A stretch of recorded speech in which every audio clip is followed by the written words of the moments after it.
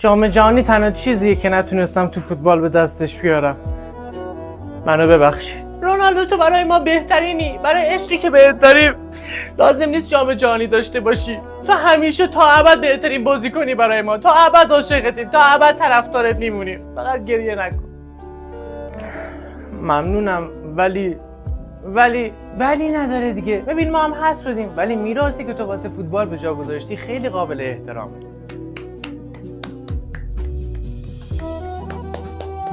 ممنون که فوتبال برامون زیباتر کردی. خداحافظ تیم ملی. دلم برات تنگ میشه. دیگه نمیبینیمش در جام جهانی. دیگه سیوهاشو نخواهیم شنید.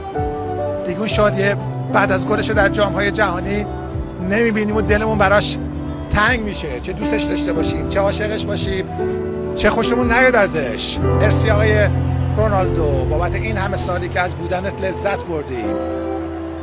مرسی از این همه صحنه جذاب و دیدنی که در جام‌های جهانی برای ما خلق کردی.